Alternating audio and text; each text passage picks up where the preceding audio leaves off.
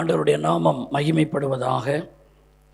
இந்த வேத பாட வகுப்பிற்கு வந்திருக்கிற உங்கள் யாவரையும் ஆண்டவராகிய இயேசு கிறிஸ்துவின் நாமத்தினாலே வாழ்த்துகிறேன்.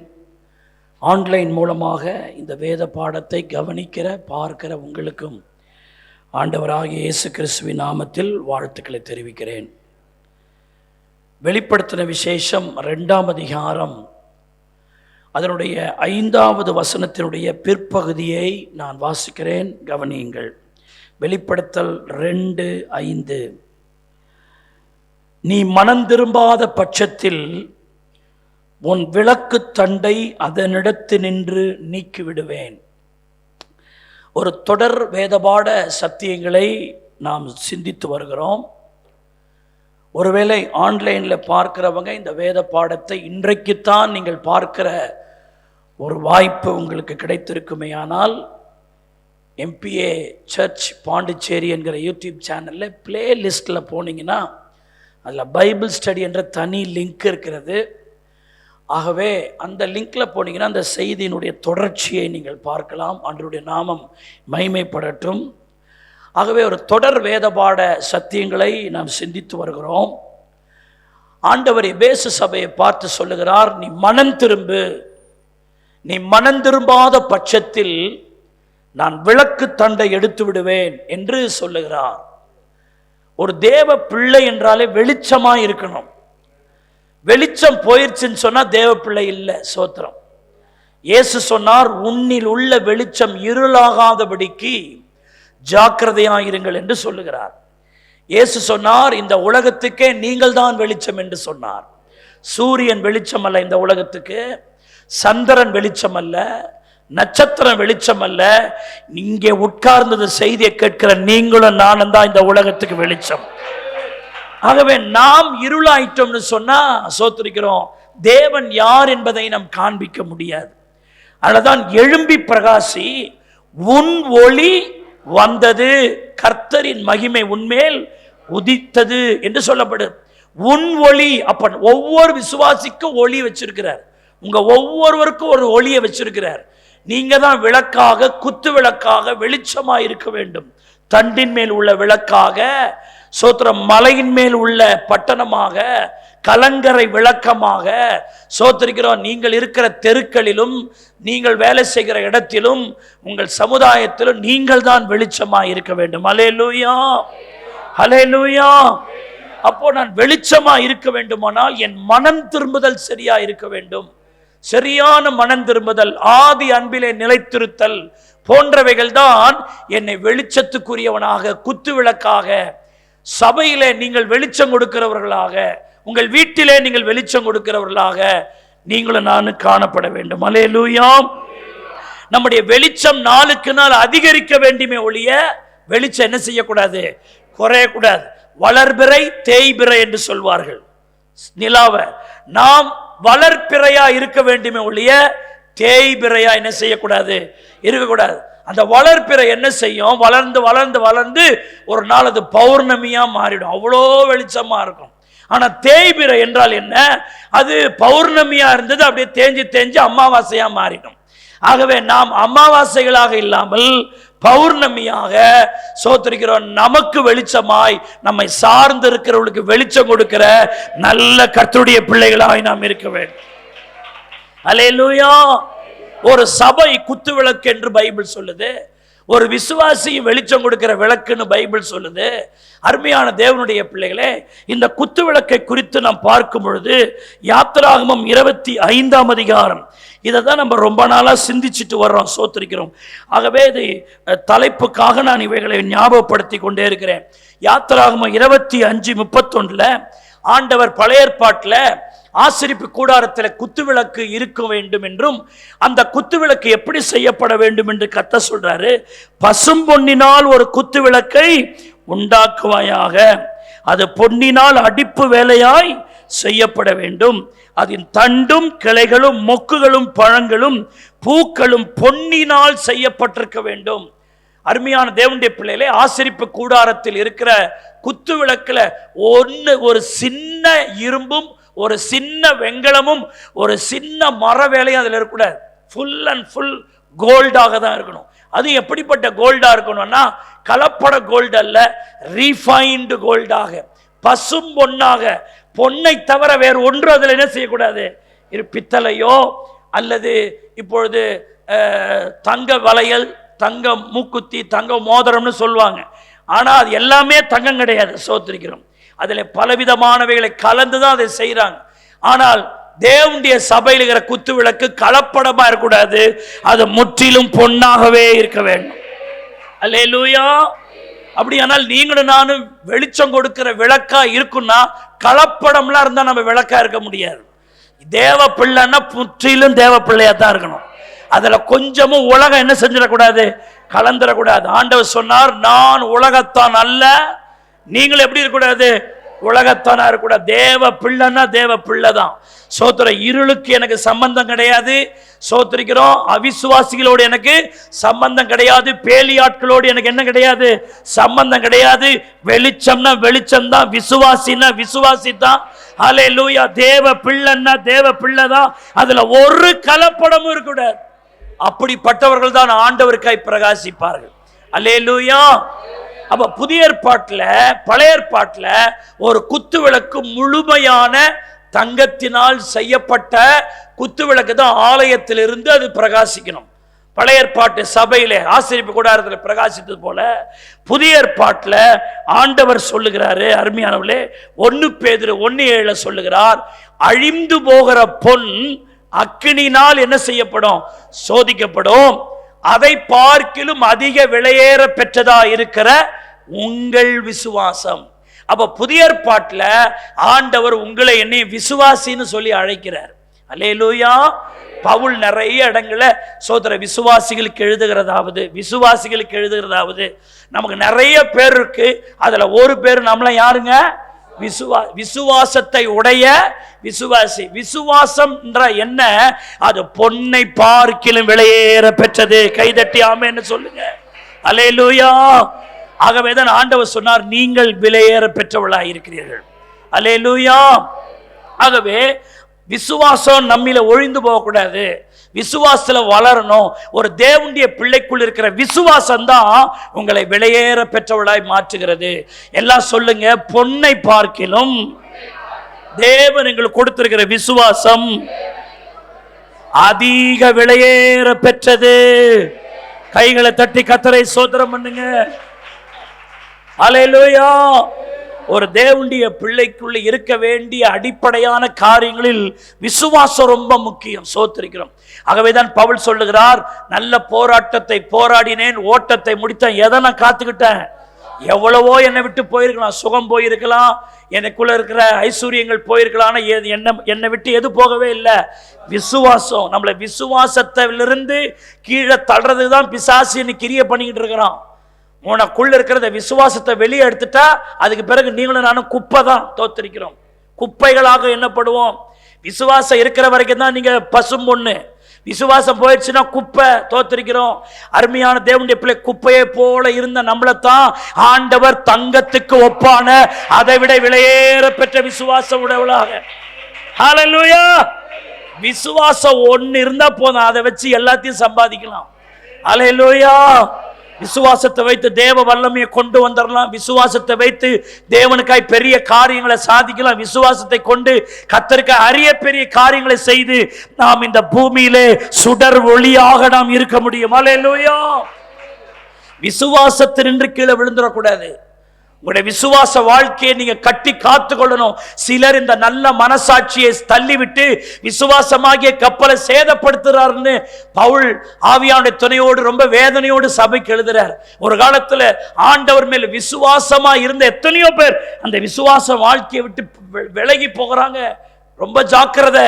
ஒரு காலத்துல ஜபம் ஜபம் ஜபம், ஊழியம் ஊழியம், சோத்திர பாடல், ஆராதனை, கர்த்தருடைய காரியம்னு சொல்லிக்கிட்டு இருந்த நிறைய பேர் ஜபம், சபை, பைபிள், அடப்பாய நானும் சபைக்கு போயிட்டேன், வசனங்களை வாசிட்டேன், தோத்திரம் அப்படின்னு எத்தனையோ பேர் கர்த்தருக்காக பிரகாசித்து எரிந்த எத்தனையோ விளக்கு அணைஞ்சு போயிருக்கு. தேவனுடைய பிள்ளையே, கர்த்தர் வருகிற வரைக்கும் உன் விளக்கு அணையாதபடிக்கு கையை தட்டி, ஆண்டவரே நீர் எனக்குள் ஏற்றின விளக்கு, நீர் எனக்குள் ஏற்றின தீபம், அந்த விசுவாச நெருப்பு என்னில் அணையாதபடிக்கு நீர் வருகிற வரைக்கும் அந்த நெருப்பு என்னால அணையக்கூடாது. அல்லேலூயா. இதோ மணவாளன் வருகிறார் என்று சத்தம் கேட்ட பொழுது யார் யாருடைய விளக்கு எரிந்ததோ அவர்கள் மணவாளனின் வீட்டுக்குள்ளே நுழைந்தார்கள். எந்த விளக்குகள் அணைந்து போயிற்றோ, எந்த விளக்கு எரியவில்லையோ, எவர்கள் இருளடைந்து போனார்களோ கதவு அவர்களுக்கு அடைக்கப்பட்டது. அல்லேலூயா. அவங்களும் கதவை தட்டினாங்க. உள்ள இருந்து சத்தம் வருது, நீங்கள் யாரோ எவ்விடத்தாரோ உங்களை எனக்கு தெரியாது. எவ்வளோ பெரிய வேதனை. சபைக்கு வந்த கூட்டம் தான், கர்த்தரை நம்பின கூட்டம் தான். சோத்திரிக்கிறோம். ஆண்டவருக்கு ஊழியத்தை ஒரு காலத்துல செய்த கூட்டத்தை பார்த்து பரலோகம் சொல்லுது, உன்னை யாருன்னே எனக்கு தெரியாது. விளக்கு எரிஞ்சாதான் நீ பரலோகத்துக்கு யாருன்னு தெரியும். உன் விளக்கு எரியலனா நீ பரலோகத்துக்கு யாருன்னே தெரியாம போயிடும். ஆகவே கர்த்தர் சொல்லுகிறார், உன் விசுவாசம் ரொம்ப முக்கியம். இந்த செய்தியை கேட்கிற வாலிப தம்பி, வாலிப தங்கச்சி, பிரதர், சிஸ்டர், உங்கள் விசுவாசம் ரொம்ப முக்கியம். ஆமென். ஹல்லேலூயா. எது வந்தாலும் பிரச்சனைகள் வரும், போராட்டங்கள் வரும், கஷ்டங்கள் வரும், நிந்தனைகள் வரும், அவமானங்கள் வரும், விமர்சனங்கள் வரும், சோர்வுகள் வரும், 1008 காரியம் நம்மள மோதும். ஆனால் எது வந்தாலும் விசுவாசம் நம்மை விட்டு விலகாதபடி, விசுவாசத்திலிருந்து விலகி போகாதபடிக்கு. ஒரு பசும் பொண்ணை நீங்க எவ்வளவு கொளுத்தினாலும் சரி, எவ்வளவு நெருப்புல போட்டாலும் சரி, அது பொண்ணாதான் இருக்கு, தீஞ்சு போகவே போகாது. ஆனா பித்தளை பார்க்கறதுக்கு பொண்ணு மாதிரி தெரியும், ஆனா அது கருப்பாயிடும். சோத்திரிக்கிறோம். சில நேரம் பித்தளை நல்லா விலைக்கு வச்சா நல்லா இருக்கும், போக போக டல் மாறிடும். நீங்களும் நானே பித்தளை கொப்பானவர்களாக அல்ல, பசும்பொண்ணு கொப்பானவர்களாக, எப்பொழுது பிரகாசிக்கிறவர்களாக, எப்பொழுது வெளிச்சம் கொடுக்கிறவர்களாக. அல்லேலூயா.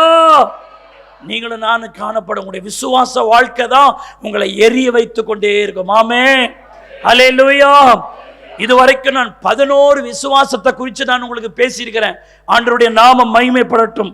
அருமையானவர்களே, கடைசியாக நான் உங்களிடத்தில் பேசும்போது அறிவில் உள்ள நம்பிக்கையை அனுபவத்தில் கொண்டு வருவது விசுவாசம் என்று நான் கடைசியாய் ஒரு 11வது குறிப்பாக நான் பேசினேன். இன்றைக்கு 12வது ஒரு விசுவாசத்தை குறித்து நான் உங்களுக்கு சொல்ல விரும்புகிறேன். 12வது காரியம், விசுவாசம் என்பது கர்த்தர் ரட்சிப்பார் என்று எண்ணுவது. சோத்திரிக்கிறோம். கர்த்தர் ரட்சிப்பார். Praise the Lord.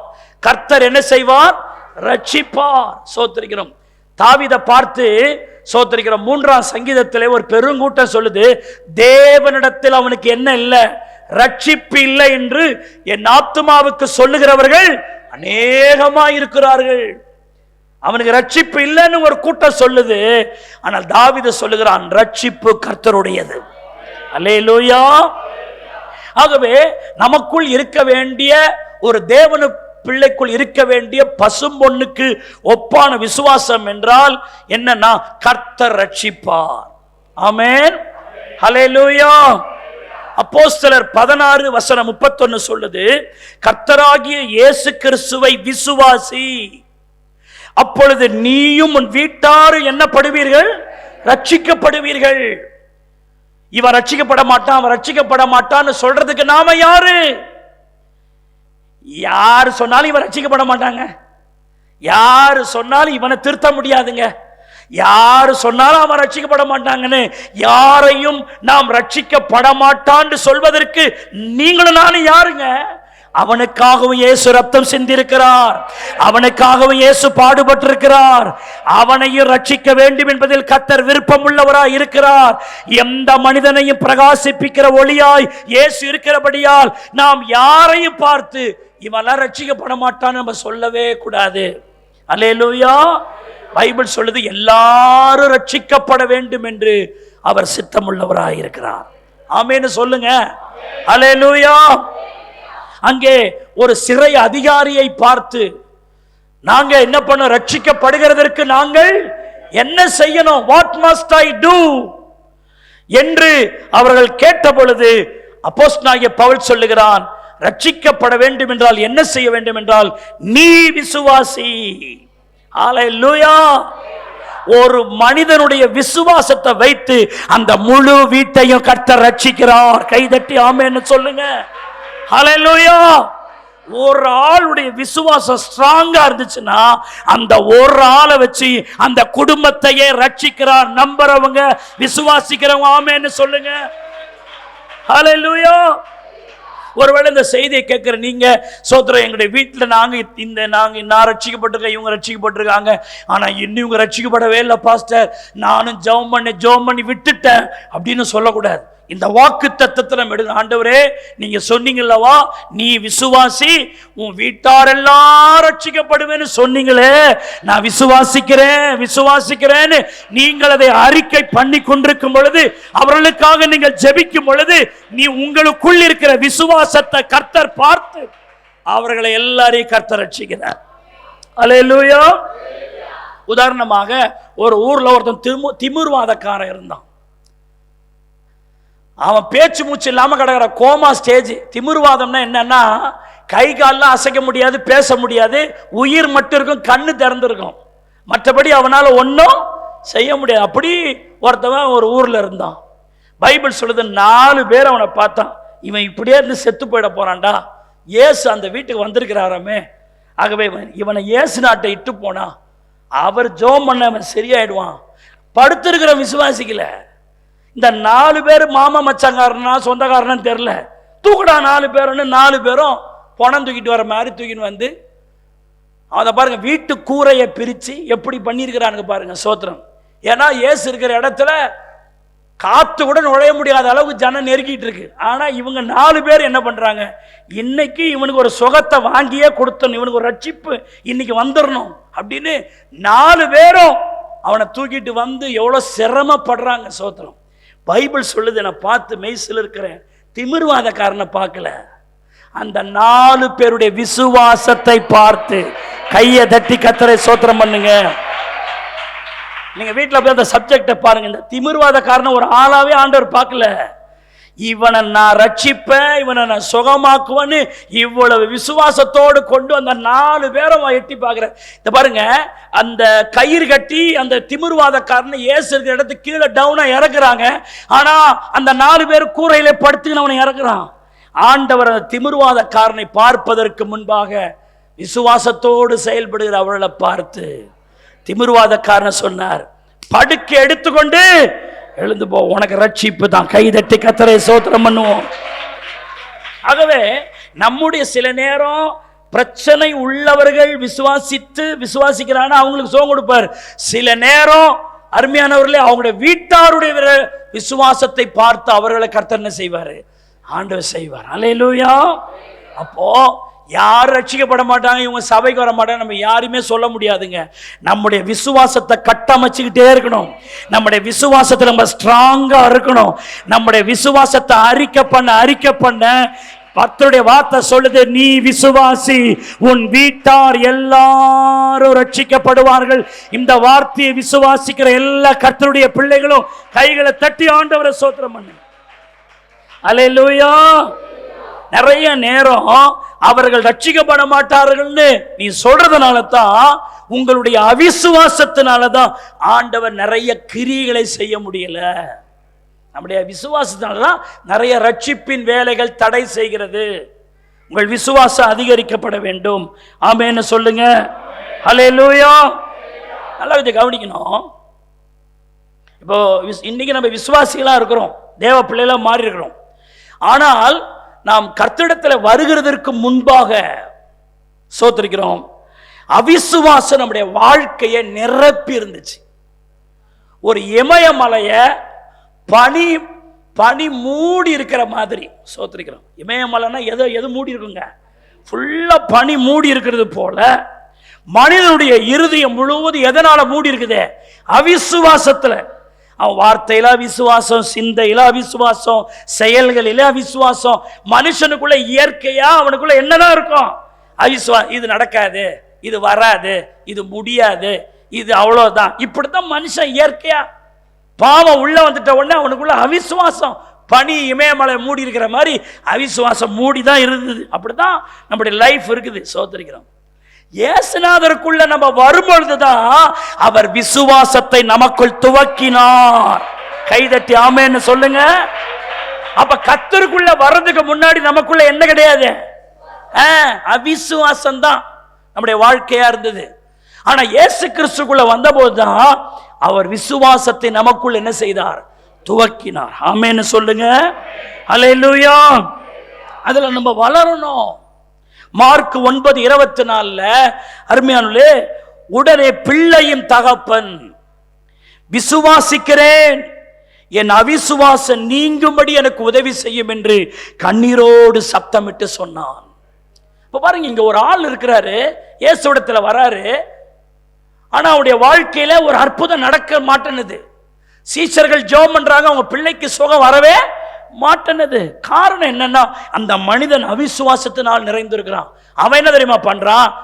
ஆண்டவரே, உம்முடைய 9 சீஷர்கள் கீழே இருந்தாங்க, உங்க சீஷர்கள்ட்ட தான் என் பிள்ளைய ஜெபிக்கிறது கூட்டின்னு வந்தேன். ஆனா உங்க சீஷர்கள் ஜெபம் பண்ணி ஒண்ணுமே நடக்கலையான்னு சொன்னான். ஆண்டவர் பார்த்தார், என் சீஷர்களை பத்தி நீ ஏன்பா சொல்ற? அவங்களுடைய குறைவில்லை, உனக்குள்ள விசுவாசம் இல்லை. உனக்குள்ள அவிசுவாசம் இருக்கிறதுனால தான் அங்க என்ன நடக்கல? அற்புதம் நடக்கலன்னு சொல்லி அந்த தகப்பனை அவர் கடிந்து கொள்ளுகிறார். அப்பதான் தான் மிஸ்டேக்கை உணர்ந்து அவன் சொல்றான், ஆண்டவரே மெய்தான், என் அவிசுவாசம் நீங்கும்படி எனக்கு உதவி செய்யும் என்று சத்தமிட்டு அழுதான். இன்னைக்கு இந்த ஜபம் தேவை. இந்த கடைசி காலத்தில், ஆண்டவரே நான் ஆவிக்குரிய வாழ்க்கையில வந்துகிட்டு இருக்கிறேன், ஆனா எனக்குள்ள சில நேரங்கள் அவிசுவாசம் வந்துருது ஆண்டவரே சொல்லி, அதுக்கு எப்படி ஜபிக்கணும்னா, சாதாரணமா ஜபிக்க கூடாது, சத்தமிட்டு அழுது, ஆண்டவரே விசுவாசத்தினால் நாங்கள் நிரப்பப்படும்படி. ஜாக்கெட் வாங்கி தரலன்னா அழுவுறது, புடவை வாங்கி தரலன்னா அழுவுறது, பிள்ளைங்க ஐஸ்கிரீம் வாங்கி தரலாம் அழுவுற மாதிரி சிற்றின்பங்களுக்காக சில நேரம் அழுவுறோம், காரியத்தை சாதிக்கிறதுக்காக. தோத்திரம். அல்லேலூயா. சில ஆரம்ப காலத்தில் ஆண்டவர் எனக்கு சொல்லி கொடுத்தார், சில விசுவாசத்தில் ஆண்டவரேன்னு அழுவான். எனக்கு டிஸ்டர்பன்ஸாக இருக்கும் அவங்க அழுவுறது, எனக்கு என் ஆவியில் ஒத்தே போகாது. அந்த சகோதரி அழுவுறாங்க, ஆனால் ஏன் எனக்கு டிஸ்டர்ப் ஆகுது ஆண்டவரே அப்படின்னு கேட்டால், அது தேவனை நினைச்சு அழுவல, வீட்டுக்காரன் நேற்று உத கொடுத்துருக்குறான், அது இங்கே வந்து அழுதுன்னு கிடக்குது. தோத்திரம். சில அழுகைக்கெல்லாம் ஆவிக்குரிய காரணமே இல்லை, எல்லாம் உலகத்துக்கு அடுத்தது தான், இம்மைகளுக்கு அடுத்தது. ஸ்தோத்திரிக்கிறோம். ஆனால் என்ன கண்ணீர் பாருங்க, எனக்கு விசுவாசம் வேணும், அவிசுவாசத்தை நீக்கிடுங்க ஆண்டவரே. ஆண்டவரே என் அவிசுவாசத்துல அற்புதம் நடக்கலையா ஆண்டவரே, இந்த மரமண்டைக்கு அது தெரியல ஆண்டவரே, எனக்குள்ள விசுவாசத்தை கொண்டு வாங்க ஆண்டவரே என்று சொல்லி ஆண்டவர்கிட்ட சத்தமிட்டு அழுதான். ஆமென்னு சொல்லுங்க. அல்லேலூயா. உடனே அழுதவனை பார்த்து ஆண்டவர் அதுக்கு முன்னாடி சொல்றார். மார்க் 9:23 சொல்றார். இயேசு அவனை நோக்கி, நீ விசுவாசிக்க கூடுமானால் ஆகும், விசுவாசிக்கிறவனுக்கு எல்லாம். இந்த வார்த்தையை சொன்ன பிறகுதான் அந்த மனுஷன் சொல்றான், ஆண்டவரே என் அவிசுவாசம் நீங்கும்படி எனக்கு என்ன செய்யும்? உதவி செய்யும். ஆகவே நீங்களும் நானும் பிரகாசித்து எரிகிற குத்து விளக்குகளாக, அநேகுடைய ரட்சிப்புக்கு நீங்களும் நான் காரணமா இருக்க வேண்டும் என்றால், கர்த்தர் ரட்சிப்பார் என்கிறதில் நாம் விசுவாசத்திலே தீர்க்கமா இருக்க வேண்டும். அல்லேலூயா. உங்க மனதுல இது நடக்காது, இவங்கெல்லாம் ரட்சிக்கப்பட மாட்டாங்க நம்ம சொல்லவே கூடாது. அப்படின்னா நம்ம விசுவாசத்துல எப்படி இருக்கிறோம்னு அர்த்தம்? குறையா இருக்கிறோம் அர்த்தம். வாயிலிருந்து விசுவாச வார்த்தை தான் வரணும். ரட்சிப்பார், நான் ஜெபம் பண்றேன், ரட்சிப்பார். அல்லேலூயா. தேவனுடைய பிள்ளைகளுக்குள்ள இந்த விசுவாசம் நிறைஞ்சிருக்கணும். இப்படிப்பட்டவங்க தான் ஊழியம் செஞ்சா அந்த ஊழியத்துல கனி உண்டாகும். விசுவாசமே இல்லாம நீ யாருக்கு கைப்பிரதி கொடுத்து என்ன வரப்போ? சும்மா போவோம் கூட, கைப்பிரதியை கொடுப்போம், ஏத்துக்கட்டும் போட்டேன்னு அரை மென்டல்களாக நான் போகக்கூடாது. தோத்திரம். நான் பாஸ்டர் மென்டல் கிண்டல்ன்றீங்கன்னு தோத்திரம். ஏதாவது ஒரு வார்த்தை சொன்னா தானே வீட்டில் போகும்போது, பாஸ்டர் பார் மென்டல்ன்றாரு, அப்பயாச்சும் அந்த பிரசங்கம் உனக்கு ஞாபகம் வராதா? தோத்திரம். அல்லேலூயா. அப்படித்தான். அல்லேலூயா. அருமையான தேவனுடைய பிள்ளைகளே, அப்ப இந்த நமக்குள்ள விசுவாசம் வேணும். விசுவாச ஜீவியத்திலே தன்னை வளர்த்து கொண்டு நாம் ஊழியம் செய்யணும். ஆமென்னு சொல்லுங்க. அல்லேலூயா. ஒரு 3 விசுவாசத்தை இன்றைக்கு நான் சொல்லி இந்த செய்தியை முடிக்கும்படி விரும்புகிறேன். கர்த்தர் ரட்சிப்பார், ஆத்துமாக்களை தருவார்.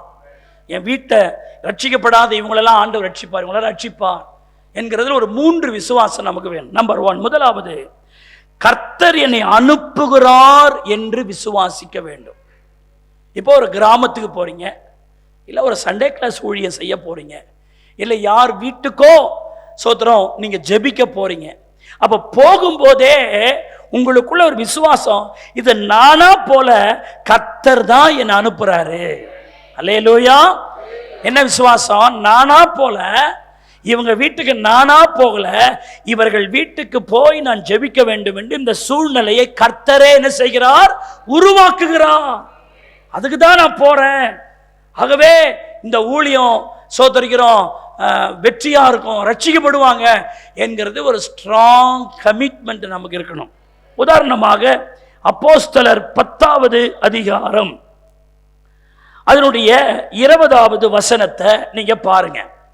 நீ எழுந்து இறங்கி ஒன்றுக்கும் சந்தேகப்படாமல்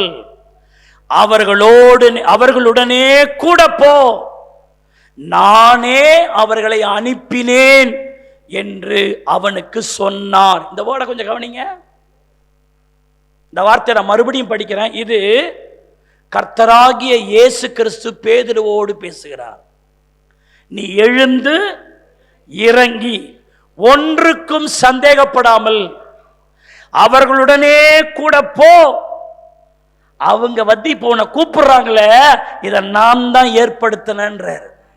அதனால உனக்குள்ள சந்தேகம் வேணாம், போவானாமா, நடக்குமா நடக்காதான்னு சந்தேகப்படாத. அவங்க வந்து இப்போ உன்னை கூப்பிடுறாங்களே ஒரு ஊழியம் செய்யணும்னு, அதை நான் சொல்லி தான் அவங்க வராங்க.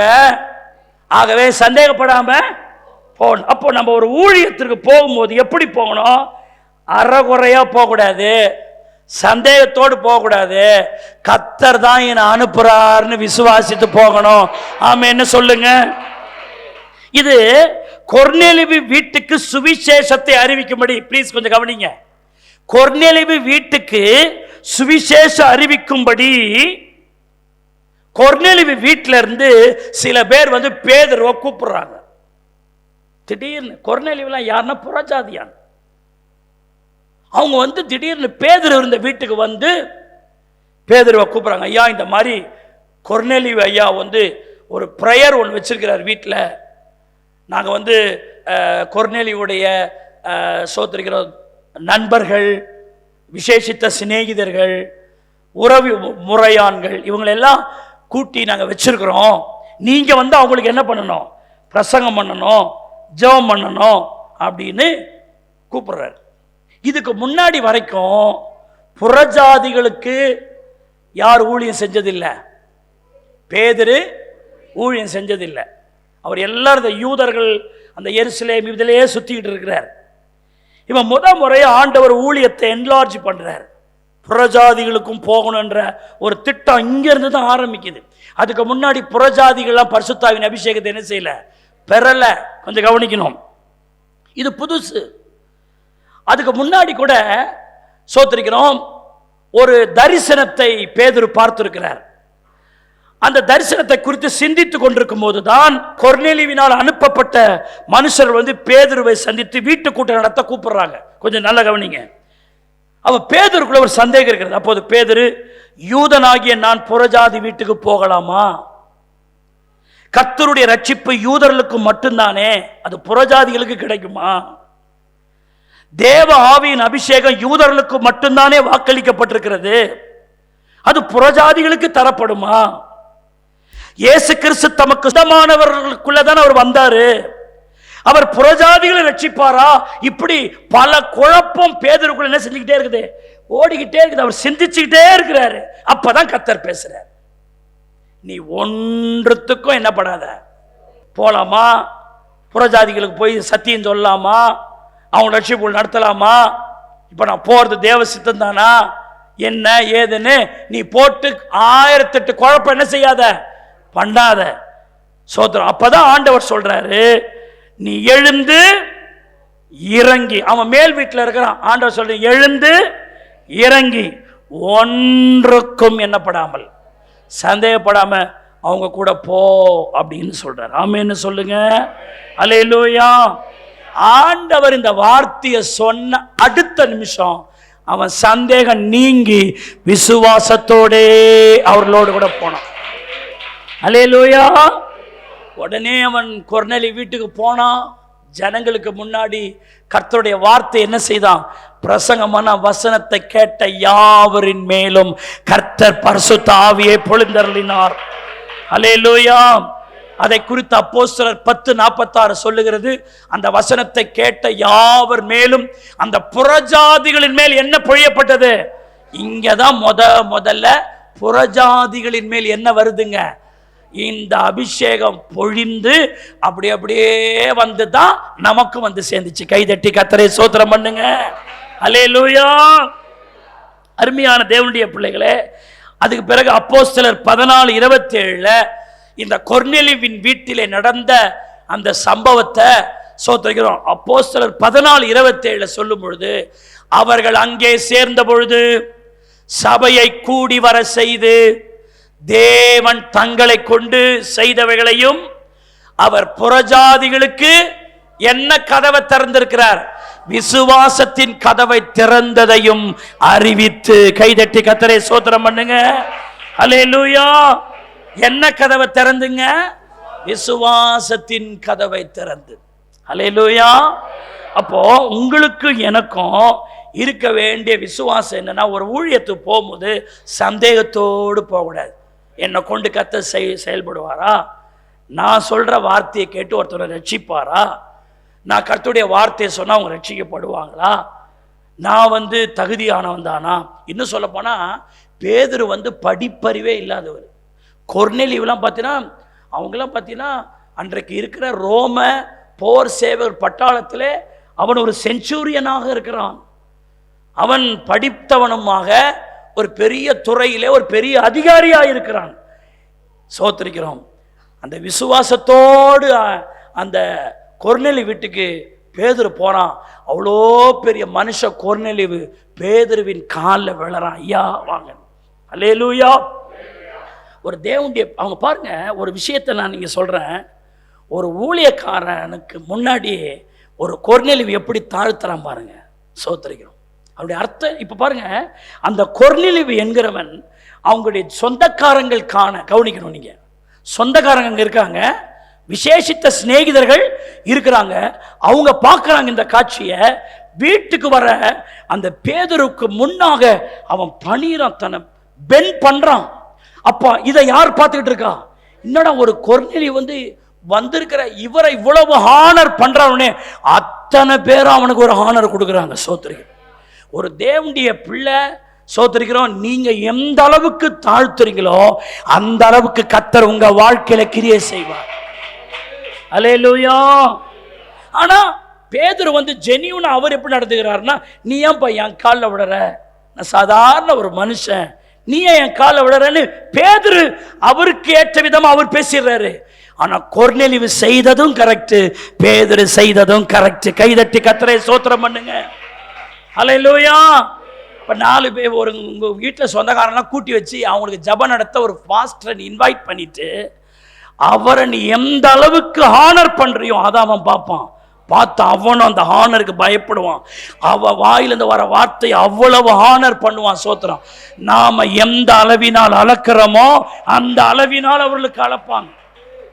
சிலாம் பார்த்தீங்கன்னா ஊழியக்காரனுக்குரிய அந்த ஒரு காரியத்தை கொடுக்க மாட்டாங்க. பெருமையாக எங்களுக்கு எல்லாம் தெரியும், அவரை தெரியும், இவரை தெரியும். இந்த அவரை தெரியும் இவரை தெரியும்னு சொல்கிற ஆளுக்கு அவங்கள கொண்டு கர்த்தர் எதையுமே செய்ய மாட்டார். சோத்திரம். அல்லேலூயா.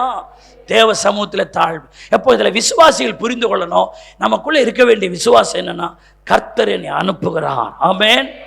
1975 எங்கள் அப்பாவுக்கும் பாண்டிச்சேரி பரிச்சயம் இல்லை, எங்கள் அம்மாவுக்கும் பாண்டிச்சேரி எந்த மூலையில் இருக்குதுன்னு தெரியல. ஆனால் சோத்திரிக்கிற சென்னையில் ஒரு ஊழியக்காரர் சொல்கிறாரு, ஆண்டவர் உங்களை பாண்டிச்சேரி ஊழியத்துக்கு அனுப்புகிறாரு, நீங்கள் போங்க. அப்போ எங்கள் அம்மா சொல்கிறாங்க, அவர் பேர் ஜான் குமரவேல் ஐயா, 2 கண்ணு அவருக்கு தெரியாது. அவர் சொல்கிறாரு, கர்த்தர் உங்களை பாண்டிச்சேரி ஊழியத்துக்கு போக சொல்கிறார். அப்போ தான் திருமணமாகி 1975ஆம் ஆண்டு என் தாய்க்கும் என் தகப்பனாருக்கும் திருமணமாகி புதிய திருமண தம்பதிகளாக இருக்கும் பொழுது அந்த ஊழியர் சொல்ற, நீங்க பாண்டிச்சேரிக்கு ஊழியத்துக்கு போங்க ஆண்டவர் சொல்ல. அப்போ எங்கள் அம்மா சொல்கிறாங்க, ஐயா உங்களோட ஆண்டவர் பேசினார்னு சொல்கிறீங்க, ஓகே, அவர் எங்களோடு பேசட்டும், அப்போ தான் எங்களுக்கு ஒரு கன்ஃபர்மேஷன் இருக்கும். அப்போ ஆண்டவர் என்னுடைய தாயாரோடு பேசினதுனால முன்பின் அறியாத அந்த பாண்டிச்சேரிக்கு கர்த்தர் தான் அனுப்புகிறார் என்று நம்பி பாண்டிச்சேரிக்கு வந்தாங்க. கைதட்டி கர்த்தரை ஸ்தோத்திரம் பண்ணுங்க. அப்படி கர்த்தர் அனுப்பி வந்ததுனால தான் எவ்வளவோ போராட்டம், எவ்வளவோ பிரச்சனை.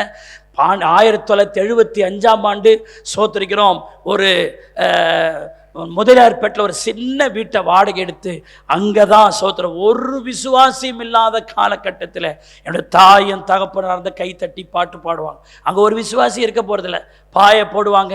எங்கள் அம்மாவுக்கு பிரசங்கம் பண்ணுவார், தோத்திரிக்கிறோம். எங்கள் அப்பாவுக்கு பிரசங்கம் பண்ணுவாங்க. இவங்களே பிரசங்கம் பண்ண வேண்டியது, இவங்களே ஒப்பு கொடுத்துட வேண்டியது, சோத்திரிக்கிறோம். ஒரு விசுவாசி இல்லாத காலத்தில் கர்த்தர் தான் அனுப்பினார் என்று அந்த விசுவாசத்தில் இருந்தனால ஒவ்வொரு ஆத்துமாவா கர்த்தர் கொடுக்க ஆரம்பித்தாராமேன்னு சொல்லுங்க. ஹல்லேலூயா. அப்போ நீங்க எந்த ஒரு இடத்துக்கு போனாலும், ஏன்டா இங்க வந்த நம்மலாம் பண்ண இங்க என்ன, அப்படிலாம் நம்ம நினைக்கக்கூடாது. நமக்குள்ள கர்த்தர் ரட்சிப்பார், கர்த்தர் தான் என்னை அனுப்பி இருக்கிறார் என்று நீங்கள் செயல்படும் பொழுது உங்கள் விசுவாசம் அங்க கிரியை செய்கிறது. கைதட்டி ஆமென்னு சொல்லுங்க. ஹல்லேலூயா. இரண்டாவது விசுவாசம் என்னன்னா, சுவிசேஷத்திற்கு வல்லமை உண்டென்று நீங்கள் விசுவாசிக்க வேண்டும். நீங்கள் வல்லமை உள்ளவர்களோ வல்லமை இல்லாதவர்களோ, ஆனால் நான் சொல்லும் சுவிசேஷத்துக்கு என்ன உண்டு? வல்லமை உண்டென்று விசுவாசிக்க வேண்டும். ஆமென்னு சொல்லுங்க. அல்லேலூயா. சுவிசேஷத்தை சொல்லும் அனைவருக்கும் இப்படிப்பட்ட விசுவாசம் மிக அவசியம். நாம் சுவிசேஷத்தை பிரசங்கிப்போமானால் நிச்சயம் அந்த இடத்தில் வல்லமை வெளிப்படும். ஏனென்றால் சுவிசேஷத்தில் ஆத்துமாக்களை ரட்சிக்கிற வல்லமை அந்த சுவிசேஷத்துக்கு இருக்கிறது. எல்லாம் சொல்லுங்க, நான் வல்லமை உள்ளவனோ இல்லையோ எனக்கு தெரியாது, ஆனால் நான் சொல்லும் சுவிசேஷத்திற்கு வல்லமை உண்டென்று விசுவாசிக்கிறேன். எத்தனை பேர் இதை நம்புறீங்க? ஹல்லேலூயா. ரோமர் 1:16 நான் அதுக்கு ஆதாரமாக கொடுக்கிறேன். ரோமர் 1:16 சொல்லுது, கிறிஸ்துவின் சுவிசேஷத்தை குறித்து நான் வெட்கப்படேன். கிறிஸ்துவின் சுவிசேஷத்தை குறித்து நான் வெட்கப்படேன். முன்பு யூதரிலும் பின்பு கிரேக்கரிலும் விசுவாசிக்கிறவன் எவனோ அவனுக்கு ரட்சிப்பு உண்டாகிறதற்கு அது தேவ பலனாய் இருக்கிறது. ஹல்லேலூயா. எல்லாரும் இந்த வார்த்தை சொல்லுங்கள், கிறிஸ்துவின் சுவிசேஷத்தை குறித்து நான் வெட்கப்படேன். சோத்திரிக்கிறோம். முன்பு யூதரிலும் பின்பு கிரேக்கரிலும் விசுவாசிக்கிறவன் எவனோ அவனுக்கு ரட்சிப்பு உண்டாகிறதற்கு அந்த சுவிசேஷ தேவ பலனாய் இருக்கிறது. அல்லேலூயா. தன் வாழ்நாள் முழுவதும் சுவிசேஷத்தை பேசிய ஒவ்வொரு இடத்திலும் தேவ வல்லமை வெளிப்பட்டதை பவுல் கண்டார். அந்த அனுபவத்தோடு சொல்றார். சோத்திரிக்கிறோம். எங்கெல்லாம் தேவனுடைய சுவிசேஷம் அறிவிக்கப்படுகிறதோ, கிறிஸ்து உனக்காக இந்த பூமிக்கு வந்தார், உன் பாவங்களுக்காக அவர் சோத்திரிக்கிறோம் பாடுபட்டு மரித்தார், உன்னை சோத்திரம் மீட்டு எடுத்து உன்னை பரலோகத்திற்கு கொண்டு அவர் உயிர் தெழுந்திருக்கிறார் என்று சொல்ல அந்த காஸ்பல சோத்திரிக்கிறோம். அருமையான தேவனுடைய பிள்ளைகளே, எங்கெல்லாம் அவர் பிரசங்கம் பண்றாரோ அங்கெல்லாம் வல்லமை. ஆமென்னு சொல்லுங்க. 1 தெசலோனிக்கேயர் 1:5 என்ன சொல்லுது பாருங்க. எங்கள் சுவிசேஷம் உங்களிடத்தில், ப்ளீஸ் லிசன் தி வேர்ட், எங்கள் சுவிசேஷம் உங்களிடத்தில் வசனத்தோடு மாத்திரமல்ல வல்லமையோடும் பரிசுத்த ஆவியோடும் முழு நிச்சயத்தோடும் வந்தது. நாங்களும் உங்களுக்குள்ளே இருந்த பொழுது உங்கள் நிமித்தம் இப்படிப்பட்டவர்களா இருந்தோம் என்று அறிந்திருக்கிறீர்களே. ஹல்லேலூயா. எங்கள் சுவிசேஷம் உங்களிடத்தில் வரும்பொழுது சும்மா வெறும் வசனத்தோடு மாத்திரம் வரல, அந்த சுவிசேஷ வல்லமையோடும் பரிசுத்த ஆவியின் நிச்சயத்தோடு உங்களுக்குள் வந்தது. ஹல்லேலூயா. சுவிசேஷம் பேச நம்ம ஒவ்வொருவரும் தேவ வல்லமையை காண்பது நிச்சயம். அதனால்தான் சுவிசேஷ கூட்டத்தில் ஏராளமான அற்புதங்கள் நடக்கிறது. சுவிசேஷ கூட்டத்தில் பார்த்தீங்கன்னா கண்ணு தெரியுதுன்றாங்க, நடக்க முடியாது, வைத்த வழி. ஏன் அந்த காஸ்பல் மீட்டிங்கில் அற்புதம் நடக்குன்னா சுவிசேஷம் வல்லமையானது. கைதட்டி கர்த்தரை ஸ்தோத்திரம் பண்ணுங்க. ஹல்லேலூயா. நான் ஒரு இடத்துல ஒரு சுவிசேஷ கூட்டம் நடத்தினேன். இயேசு கிறிஸ்து அற்புதம் செய்கிறார், அவர் தான் உனக்காக ரத்தம் சிந்தின தேவன், அவர் தான் உனக்காக சிலுவையை சுமந்த தெய்வம், அவர் உன்னுடைய பிரச்சனைகள் பாரங்கள் எதுவானாலும் அவர் தீர்ப்பார் அப்படின்னு சொல்லி தேவனுடைய சுவிசேஷத்தை அறிவிக்கிறேன். அந்த கூட்டமெல்லாம் முடிஞ்சது. தூரத்திலிருந்து கேட்டுக்கொண்டிருந்த ஒரு மனிதன் வந்தார். அவர் சொன்னார், நீங்கள் பிரசங்கம் பண்ணலாம் கேட்டிருந்தேன், ஆண்டவர் செய்கிற காரியங்களெல்லாம் நீங்கள் சொன்னீங்க, சிலதெல்லாம் புரிஞ்சது, சிலதெல்லாம் புரியல. ஆனால் ஏதோ சோத்திரிக்கிறோம், கர்த்தருடைய அந்த வார்த்தை என்னை தொடுகிற மாதிரி இருந்துச்சு. நான் இப்போ உங்ககிட்ட வந்திருக்கிறேன். அவருடைய லைஃப்பை சொல்கிறார். இதை மாதிரி வந்து நான் இந்த ஊருக்காரன் கிடையாது, நான் வெளியூர்காரன். எனக்கு திருமணமாகி பிள்ளைகளாக இருந்தது, நல்ல குடும்பமாக நாங்கள் இருந்தோம். என் மனைவி என்னை விட்டுட்டு வேற ஒருத்தனோடு போயிட்டா, என் பிள்ளைகள் சிறைச்சாலையில் இருக்கிறாங்க. ஆகவே நான் ஊரை விட்டுட்டு இங்கே வந்து ஒரு ஹோட்டலில் ஒரு மேனேஜராக வேலை செய்கிறேன். அநேக நேரம் தற்கொலையின் எண்ணங்கள் எனக்குள்ளே வருது. என் வாழ்க்கை குறித்து நான் வெறுப்படைஞ்சு போயிருக்கிறேன் அப்படின்னு அந்த மனுஷன் சொன்னான். உடனே அவருக்கு கர்த்தருடைய வார்த்தைகளை நான் சொல்லி, மனுஷனே, உன்னை சாகிறதுக்காக ஆண்டவர் உண்டாக்கலை. உன் நிலைமை எப்படிப்பட்டதாக இருந்தாலும் உன் வாழ்க்கையை புதுப்பிக்க வல்லவராக இருக்கிறார். உனக்காக தான் இயேசு சிலுவையிலே மரித்தார். உன் பாவங்களுக்காக, உன் அக்கிரமங்களுக்காக, உன் சாபங்களுக்காக அவர் ஆணிகள் கடாவப்பட்டார். அவர் உன்னை மீட்டெடுக்க வல்லவர், உன் குடும்பத்தை ரட்சிக்க வல்லவர், உன் மனைவியை உன்னிடத்தில் சேர்க்க அவர் வல்லவர், சிறையில் இருக்கிற பிள்ளைகளை கொண்டு வர அவரால் முடியும். இந்த காஸ்பலை சொல்லிக்கிட்டே இருக்கிற நெடுங்கடையாய் தொப்புனு கீழே விழுந்தான். நான் மேலே கையை வைக்கல, அவனுக்காக ஜெபம் பண்ணலை, அவனுக்காக நான் ஒன்றுமே சொல்லலை. ஆனால் அந்த சிலுவையை குறித்து, அவருடைய ரத்தத்தை குறித்து, அவர் என்ன செய்வார் என்கிறதை குறித்து நான் அவர்கிட்ட சாதாரணமாக தான் பேசி கொண்டிருந்தேன். அவன் பொத்தனு கீழே விழுந்தான். சோத்திருக்கிறோம். பிறகு அவன் எழுந்த பொழுது சொல்லுகிறான், ஏதோ என்னை விட்டு போனது போல இருக்கிறது, என்னுடைய இருதயம் லகுவா இருக்கிறது, எனக்கு உள்ளமெல்லாம் சந்தோஷம் இருக்கிறது, ஒரு நம்பிக்கை எனக்குள்ளே பிறந்திருக்கிறது, என் வாழ்க்கை மாறும்னு எனக்கு ஒரு நம்பிக்கை வந்திருக்கிறது என்று கண்ணீரோடு கூட சொல்லுகிறான். நான் யோசிச்சு பார்க்குறேன், அவன் மேலே நான் கை வைக்கவே இல்லையே, நான் ஜெபம் பண்ணவே இல்லையே, இந்த சுவிசேஷத்தை அறிவிக்கிறேன். அந்த சுவிசேஷம் வல்லமையோடும் பரிசுத்த ஆவியின் நிச்சயத்தோடும், நல்ல கைகளை தட்டி கர்த்தரை ஸ்தோத்திரம் பண்ணுங்க. ஹல்லேலூயா. ஒவ்வொரு விசுவாசி அந்த சுவிசேஷத்தை, எளிமையான சுவிசேஷத்தை சொல்ல ஒவ்வொருத்தவளும் தன்னை ப்ரிப்பரேஷன் பண்ணணும்.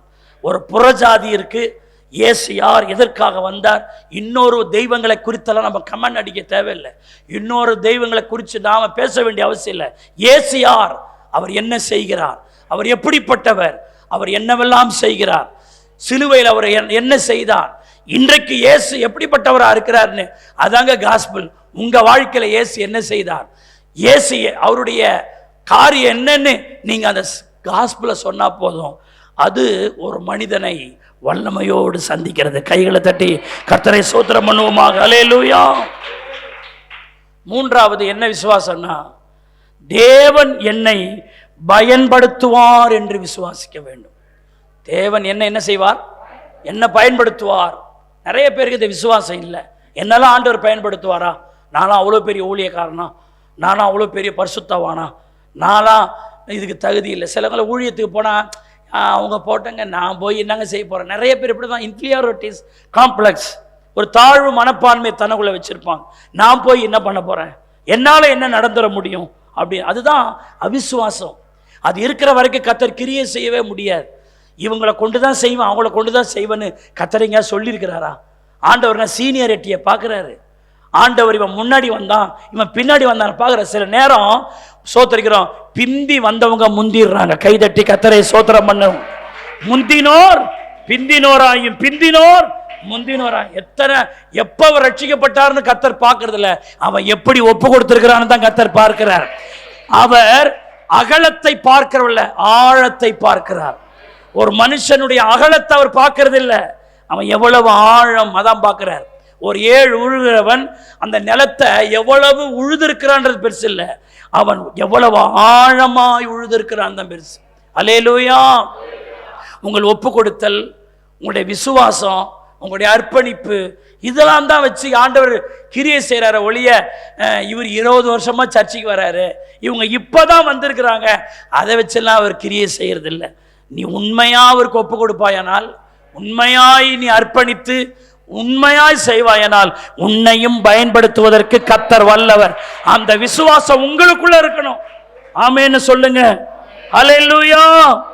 பல வேளைகளில் தேவன் நம்மை பயன்படுத்தினாலும் நாம் அதை விசுவாசிக்கிறது இல்லை. தேவன் பயன்படுத்தும் அளவுக்கு நான் பரிசுத்தவான் இல்லையே, தேவன் பயன்படுத்தும் அளவுக்கு நான் ஜெப வீரன் இல்லையே என்று நாமே நம்மை தாழ்த்தி குறைபட்டுக் கொள்கிறோம். குற்ற மனசாட்சி நம்மை குட்டி எழுப்பவே, நீ ஏற்கனவே இவ்வளோ வேலைலாம் பண்ணிக்கிற, இவ்வளோ பாவம் பண்ணியிருக்கிற, ஊரெல்லாம் சுற்றி இருக்கிற, இப்போ ஏசுறான்னு சொல்கிற, உன்னை ஆண்டவர் பயன்படுத்துவான்னு பிசாசு வர நம்மள்கிட்ட நம்முடைய சின்ன அவிசுவாசத்தை நமக்குள்ளே எழும்புறதை பார்த்தா அவனும் பூந்து நமக்குள்ளே சில எண்ணங்களை உருவாக்கலாம்.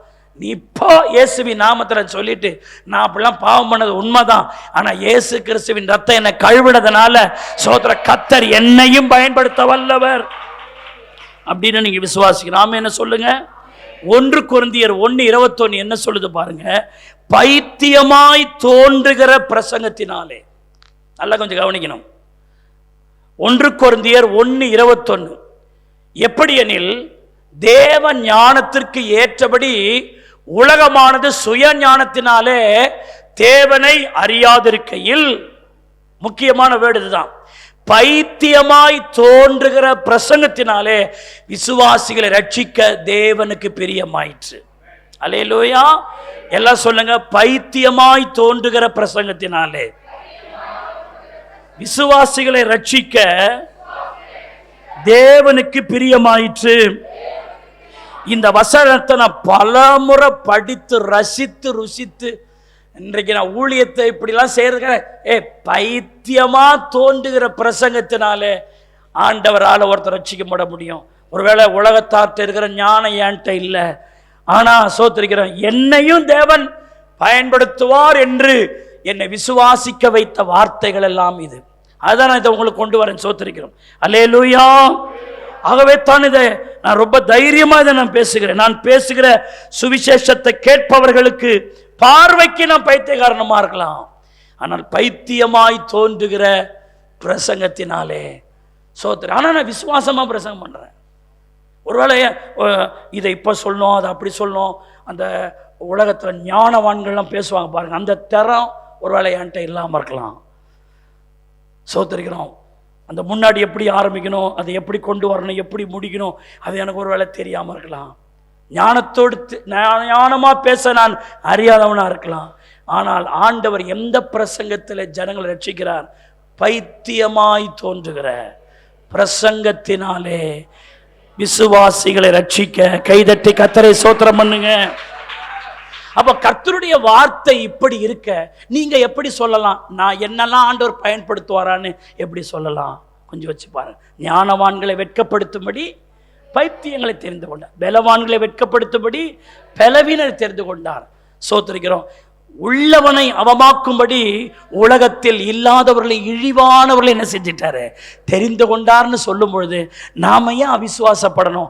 கர்த்தர் தயாளரா இருக்கும் போது நாம ஏன் நம்மளை குறுக்கி கொள்ளணும்? ஆமென்னு சொல்லுங்க. அல்லேலூயா. இப்போ நாங்கள் ஒரு இடத்துல ஒரு பேய் ஓட்டிட்டு இருக்கிறோம், காலையிலேருந்து மதியானம் வரைக்கும். வெக்கக்கேடு. நான் பல முறை அதை பிரசங்கம் பண்ணியிருக்கிறேன். நாங்களாம் கார்டில் பாடுறவங்க. சி கார்டுனா சி கார்டு தான், எஃப்னா எஃப் தான், ஜினா ஜி தான். கொஞ்சம் அந்த இசை ஞானம் கடவுள் இயற்கையாக கொடுத்துருக்கனால அந்த பாட்டை பாடி ஆர்கன் வாசி பாட்டை பாடுறேன், அது எல்லாத்தையும் ஆடின்னு இருக்குது. பைபிள் ஸ்டூடெண்ட்டு நாங்கள் தோத்திரம். நான் சொல்கிறது 1992 பாடுறோம். அதுவும் பாடுங்கடா ஜாலியாக இருக்குதா எனக்கும் அப்படின்ற மாதிரியே உட்கார்ந்து இருக்குது.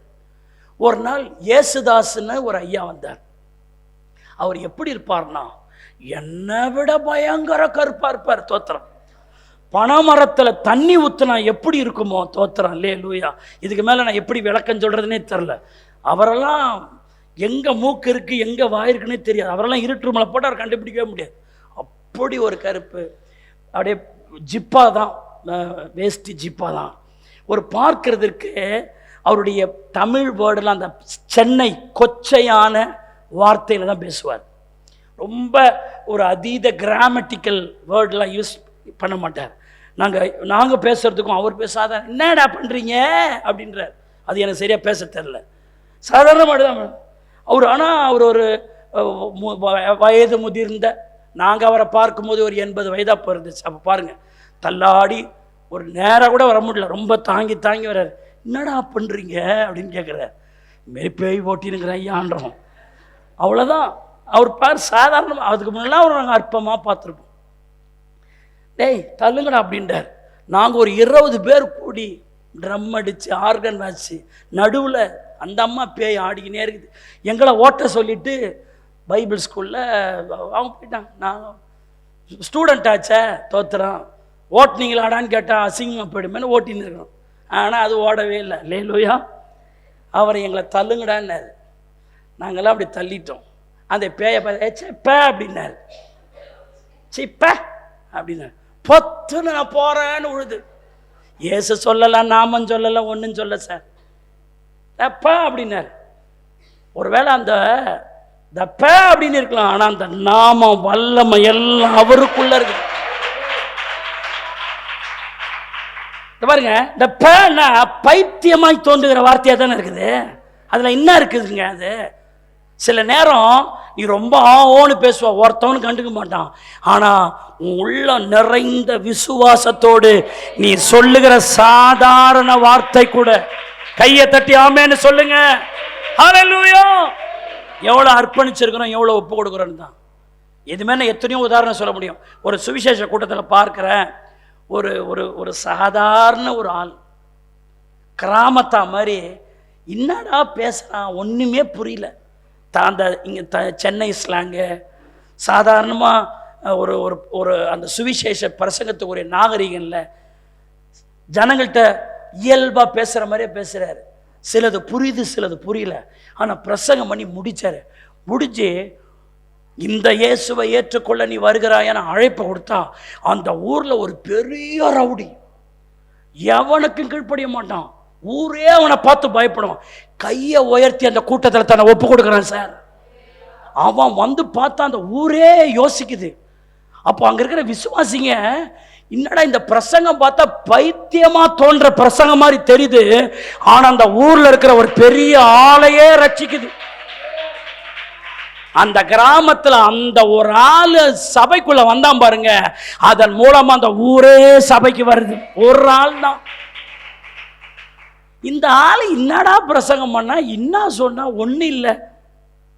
சில நேரங்களில் கர்த்தருடைய செயல் நம்ம விளங்கவே முடியாதுங்க. பைத்தியமாய் தோன்றுகிற பிரசங்கத்தினாலே விசுவாசிகளை ரட்சிக்க அவருக்கு பிரியமாயிற்று. இதுல என்ன தெரியுமா, நம்ம எந்த அளவுக்கு ஒப்பு கொடுத்துருக்கிறோம், நம்ம எந்த அளவுக்கு விசுவாசிக்கிறோன்றதுலாம் ஒழிய நமக்கு என்ன தெரியும், நம்ம என்ன சொல்றோம், ஏ சொல்றோமா பி சொல்றோமா, அதெல்லாம் அடுத்த பட்சம். ஆண்டவர்கிட்ட கூப்பிடுறவங்களை உண்மையாய் கூப்பிடுகிற இடத்தில் அவர் சமீபமாக இருக்கிறார். ஒருவேளை அந்த ஊழியக்கார் பார்வைக்கு பைத்தியக்கார மாதிரி அவர் பிரசங்கம் பண்ணுற மாதிரி நமக்கு தெரியுது, ஆனால் அவருடைய உள்ளம் தேவனோடு கனெக்டிங்கில் இருக்குது. ஹல்லேலூயா. அவ்வளோ ரட்சிக்கப்பட்டிருக்கிற எங்களுக்கே அந்த பிரசங்கம் புரியல.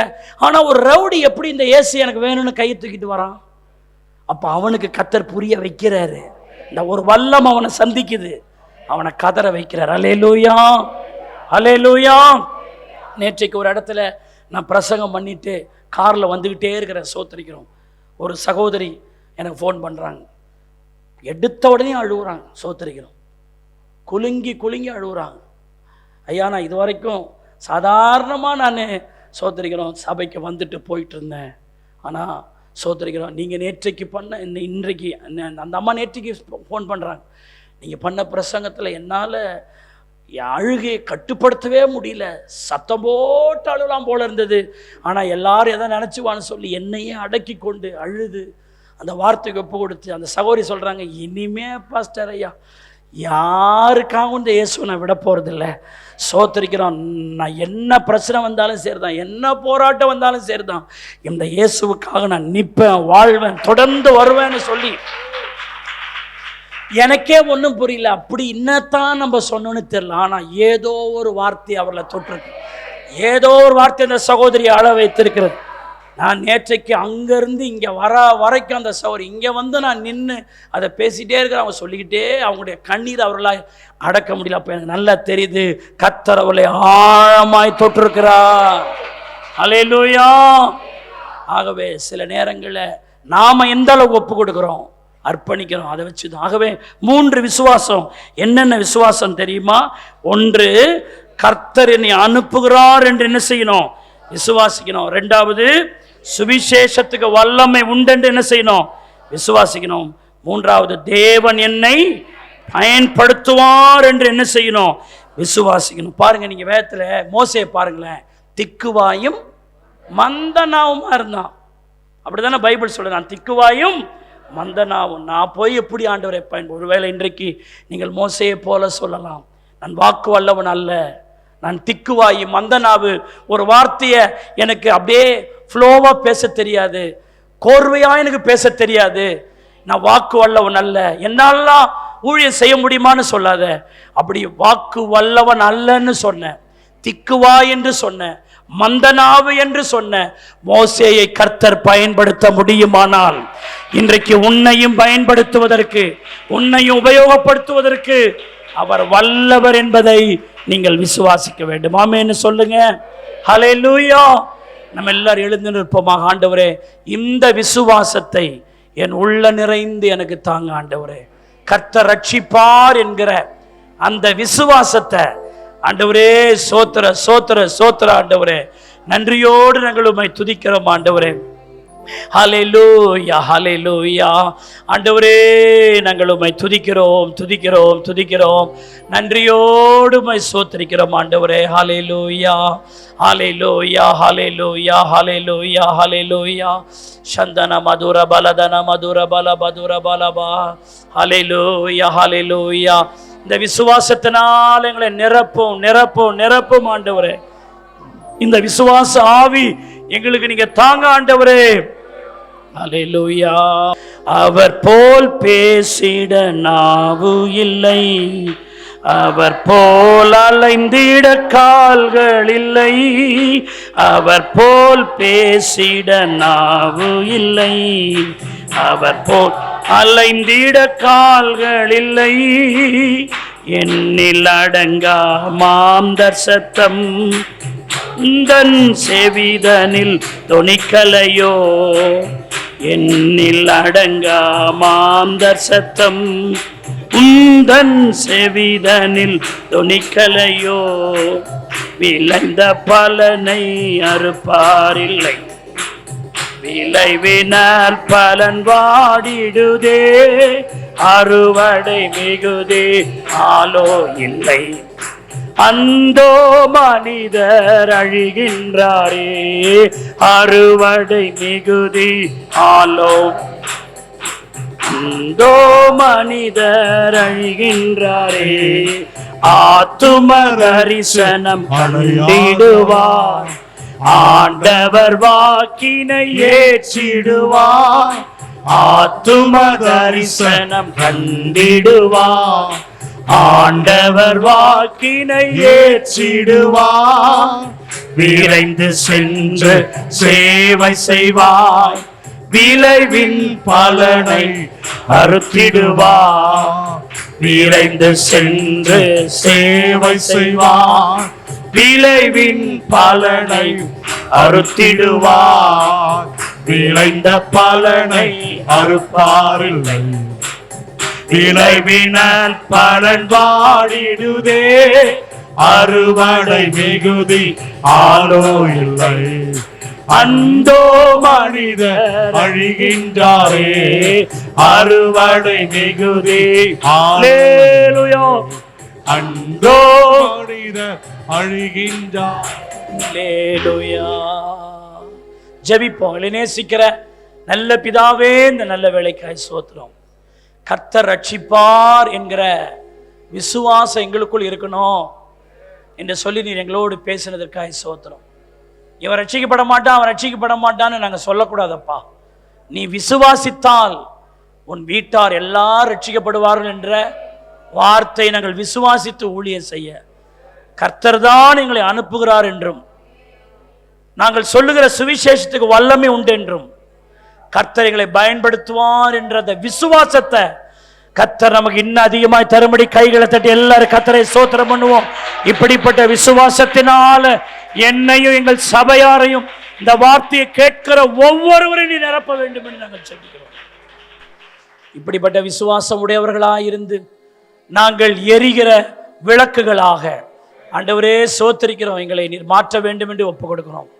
இந்த வார்த்தை பிள்ளைகளுக்குள்ளே சம்பாஷித்து கொண்டே இருக்கட்டும். அந்த பிள்ளைகளை அவளை உணர்த்திக்கிட்டே இருக்கட்டும். நான் ஒரு சின்ன வெளிச்சத்தை பிள்ளைகளுக்குள்ள வச்சிருக்கிறேன்ப்பா, அந்த வசனத்திலிருந்து இன்னும் பெரிய வெளிச்சத்தை நம்முடைய பிள்ளைகள் காணும்படி உதவி செய்யும். இந்த வார்த்தை கேட்டு எல்லாரையும் ஆசீர்வதியும். இயேசுவின் நாமத்தில் ஜெபிக்கிறோம் நல்ல பிதாவே, ஆமென். நம்ம எல்லாரும் சேர்ந்து சொல்லுவோம். என் ஆத்துமாவே கர்த்தரை சோத்தரி, என் முழு உள்ளமே அவருடைய பரிசுத்த நாமத்தை சோத்தரி. என் ஆத்துமாவே கர்த்தரை சோத்தரி, அவர் செய்த சகல உபகாரங்களையும் மறவாதே. அவரின் அக்கிரமங்கள் எல்லாம் மன்னித்து என் நோய்களை எல்லாம் குணமாக்கி என் பிராணனை அழிவுக்கு விலக்கி மீட்டு கிருபையினால் இரக்கங்களினாலும் முடிசூட்டி நன்மையினால் என் வாயை திருப்தியாக்கி கழுகு சமானமாய் திரும்ப என் வயதை வால வயது போல ஆக்குகிறார். நம்முடைய கர்த்தராகிய இயேசு கிறிஸ்துவின் கிருபை, பிதாவாகிய தேவனுடைய அன்பு, பரிசுத்த ஆவியானவருடைய அன்யோன்ய ஐக்கிய சிநேகம், வழிநடத்துதல், பாதுகாப்பு, பராமரிப்பு இன்றும் என்றும் சதா நாட்டில் கிறிஸ்துவின் வருகை பரியந்தமும் நம் அனைவரோடு கூட இருப்பதாக. அல்லேலூயா, அல்லேலூயா, அல்லேலூயா. கர்த்தர் ரட்சிப்பார் என்கிற அந்த விசுவாசத்தினால் கர்த்தர் நம்மை நிறைத்து நடத்துவாராக. கர்த்தர் உங்களை ஆஸ்வதிப்பாராக. ஆமென், ஆமென்.